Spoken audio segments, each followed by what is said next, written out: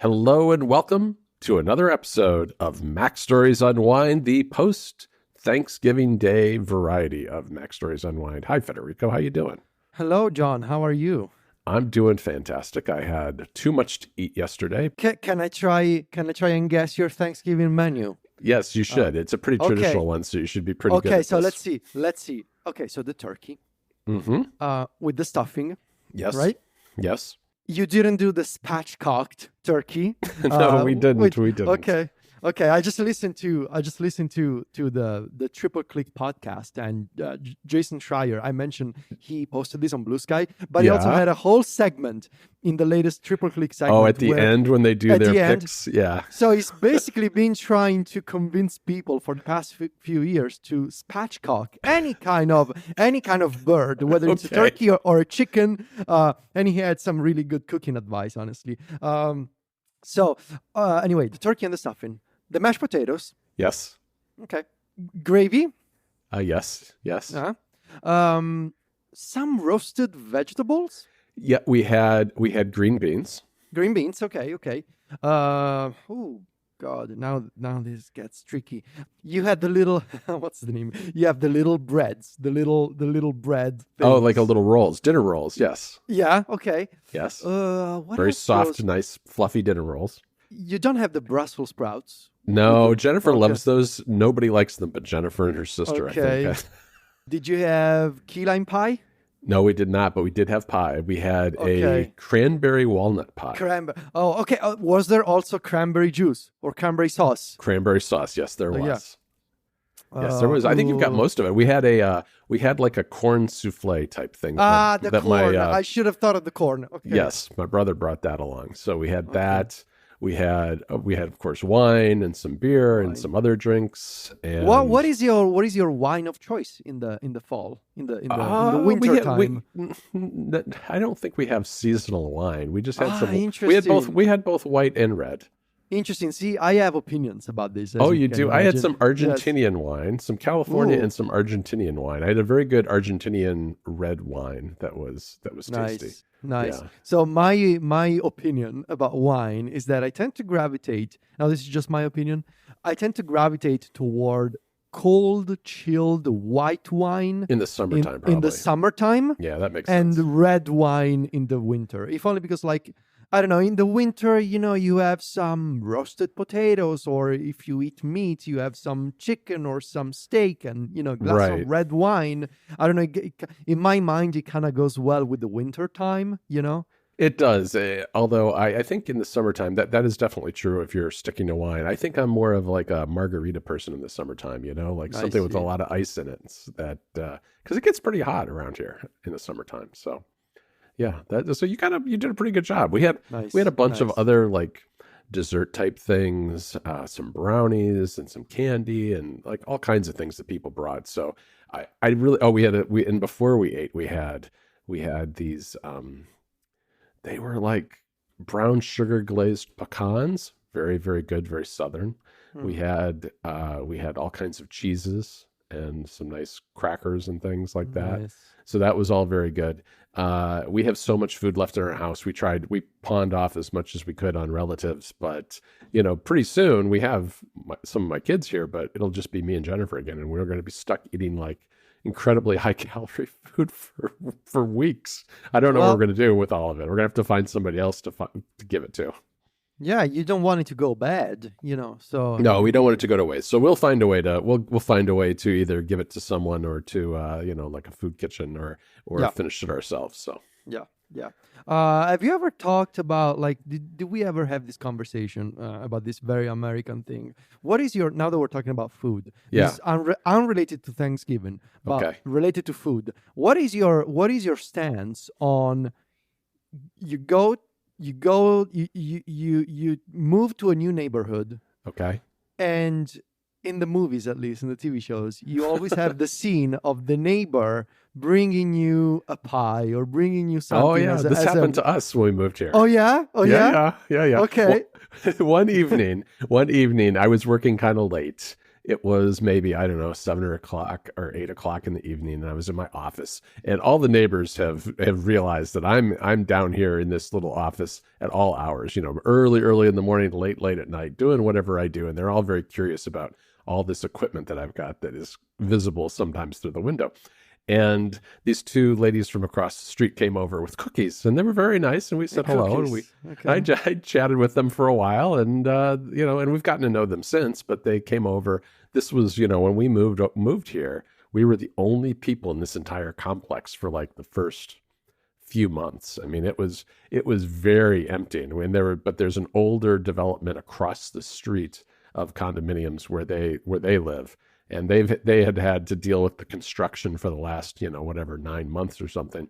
And they were glad that people had actually showed up. So they brought us some cookies. Yeah, I see. So the stereotype is definitely true. Like it is true. Have you ever been on the other end of yes, this approach? We've definitely done that. We've definitely baked cookies or, brought over some kind of treat of some kind to somebody. Not since we've lived here, but we have done that in the past. Yeah, that is an American tradition that I wish was the same in Italy. If in Italy you go knock at the door of a neighbor with cookies or a pie, they're just gonna look at you strangely.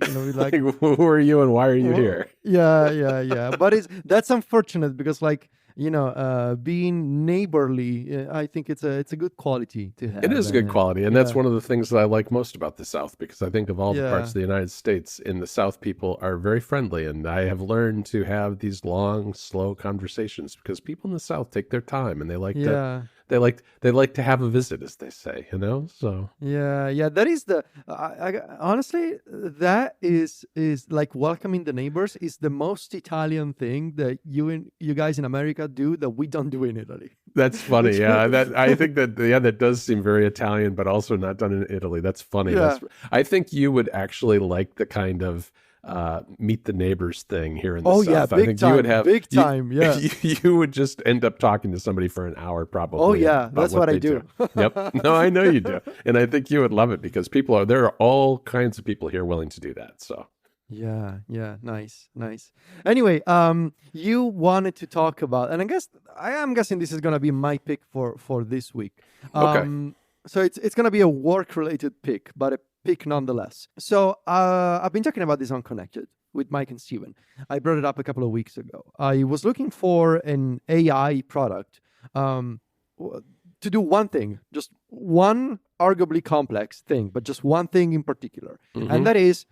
I've been writing and publishing my iOS and iPadOS reviews for the past 10 years. I have done exactly, with the one this year, I've done exactly 10 reviews of iOS and iPadOS. So I have, in my iCloud Drive, a backup, I have a folder with 10 markdown files for all of my reviews. And I was looking for a system with these fancy new AI models to say, I'm giving you these 10 files. I want you to index them. I want you to learn from them. And I want to be able to ask you questions later about the specifics of iOS and iPadOS. Because you do what I've been doing for long enough. I've been doing this for 10 years. At this moment, if you ask me, hey, can you be absolutely sure when a specific feature was introduced, say, in iOS 12 or 14? Right. The details get kind of hazy after a while, because they kind of all blend together. I'm always impressed that you know the answers to these questions, but it does get hard after a while. I try, but it gets harder. It gets harder, one, with age, and two, with the number of reviews. Right. So if I could have a system personalized and trained on my content, that would be nice. Basically like a little personal search engine. And so I've tried all the things that I could try. I've tried ChatGPT. You cannot do it. I tried Claude. Claude has the ability to create a project, and in a project, you can attach a file as a reference. Mm-hmm. However, my reviews are so long that if I try to attach more than 3 markdown documents, it gives me an error. It says, I assume this is true whether you're paying for Claude or not. Yeah. No, it's just a limitation of the... I believe you could probably do it with the enterprise version of Claude, but... That's like a crazy I'm not an enterprise. John, it's call us for pricing because it's probably hundreds of dollars. Whenever you see that on any product, that's a bad sign. It's a very bad sign. So anyway, I tried Claude. I tried all these things. None of them could do it. And a couple of people on the connected feedback channel recommended, this is totally the sort of thing that you can do with Google's NotebookLM. Yeah. I had seen this NotebookLM mentioned on social media, mostly by people criticizing a feature of it, which is the ability to create a quote-unquote podcast out of content. And this, you know the deal. This is not a podcast. This is basically fake AI voices pretending to have a fake conversation about a topic. Right. And that's why I never really paid attention to it, because obviously, I mean, if you're listening to this, you're listening to a real human podcast, not an AI podcast. I will say this about the AI podcast, though, and because I did hear this talked about on the Vergecast with David Pierce and Stephen Johnson, who is an author, is that they're designed, like you feed it an article and it will create a podcast out of it. And the idea is that for some people, learning things is easier when they hear it described as a conversation. So that is absolutely true, and I could see, for example, the accessibility benefits, for example. Exactly. From that perspective. Yeah, you're right. But obviously, I don't want, the AI to replace the two of us on MacStories Unwind. No, I agree. But the AI will never try and guess a Thanksgiving menu, for example, or ask you about neighbors bringing you pie. I don't think you could reproduce the show in AI yet. I mean, I think I will congratulate the AI once they can get this. They can spit out this nonsense. People would think this was a hallucination if it was coming from an AI. Probably. The AI is going off topic and talking about cookies and exactly. No, but anyway, so a couple of people recommended it. I was like, okay, let's try it out. Logged in with my Google account. Pretty simple interface. Hold on, let me see. I got it pinned as a web app on my iPad Pro. So I logged in. Obviously, it's a Google app, so whenever you log out, you got to log back in. So I created a project, called it iOS Reviews, and uploaded my 10 Markdown files. Yeah. And that was it. And then I started asking it questions. So, John, give me a question. Give me a question that I can ask. The one that I always ask is, when were widgets first introduced to iOS? When were widgets first introduced on iOS? So I'm typing this question. It says 10 sources, which is correct. It's my 10 documents. Send, it's thinking. So there's a loading indicator. It's still loading. I'm going to tell you when it gives a response. Loading. It's basically the typing. Here's the response. So what was it? Less than 10 seconds? And the results are impressive. So widgets timeline.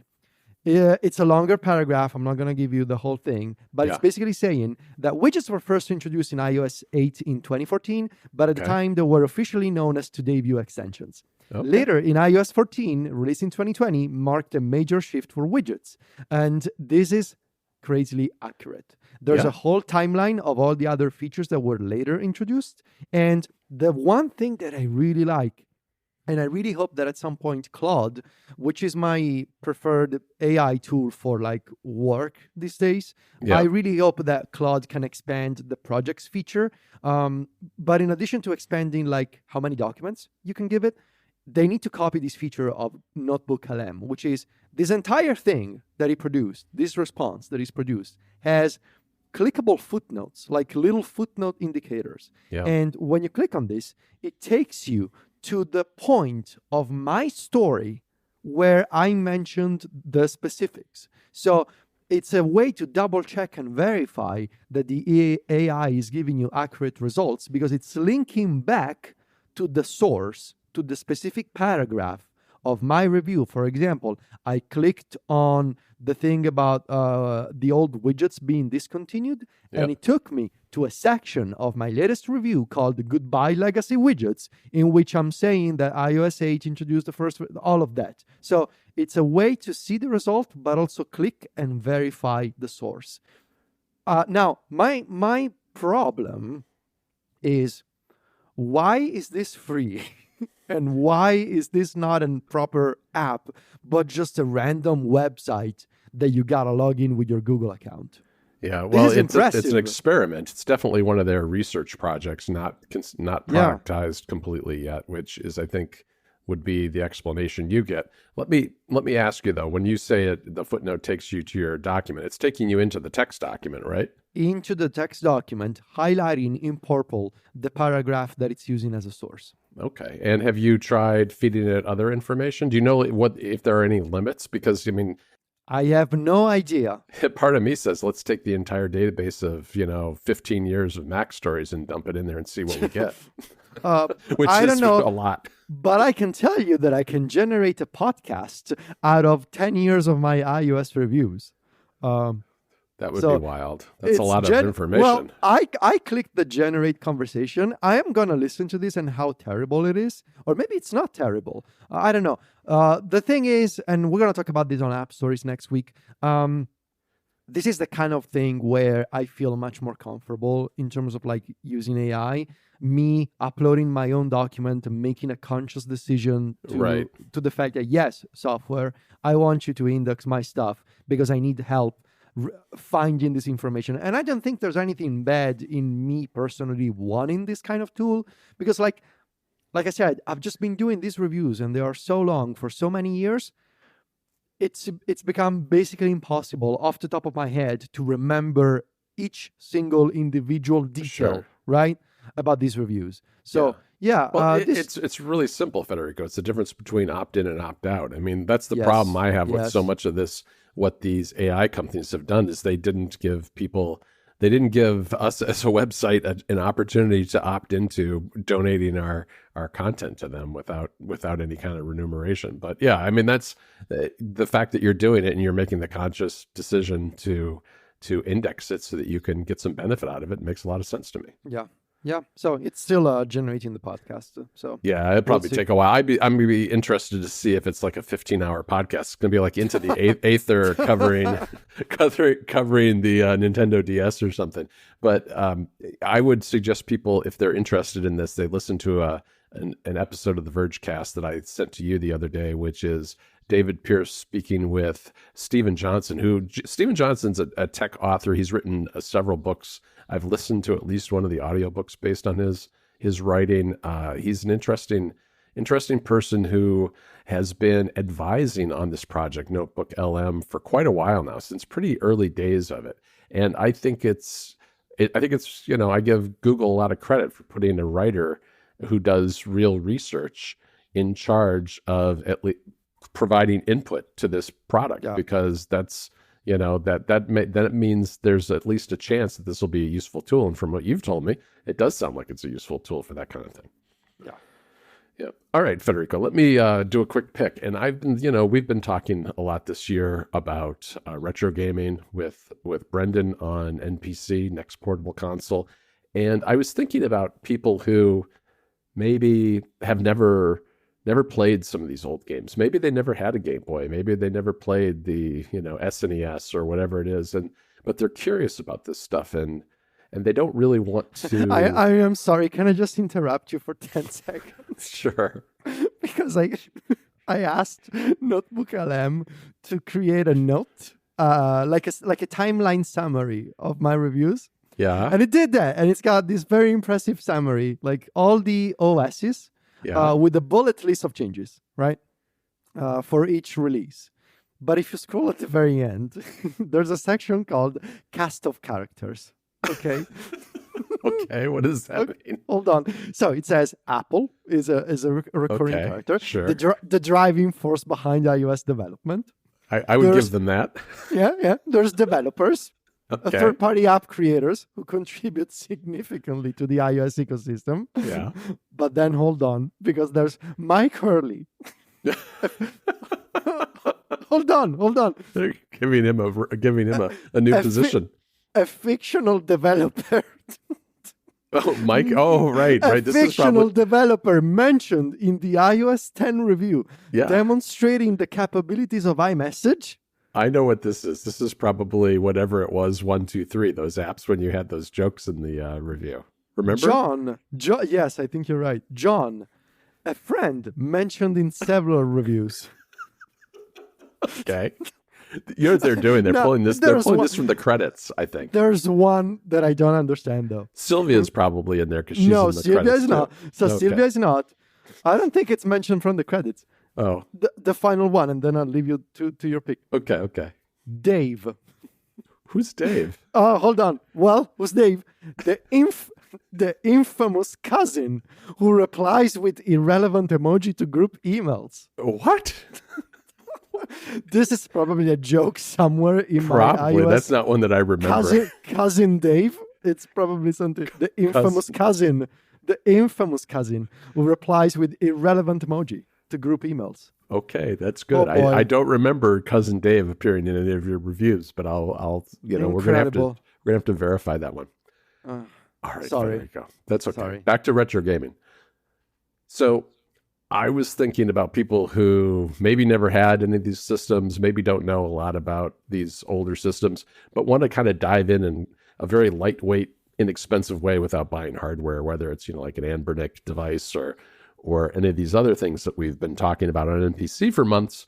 And it occurred to me that one way people could do this is just if they have a Nintendo Switch, is to get a Nintendo Switch Online subscription and try some of the games, because I wouldn't say this is the ideal way to play these games.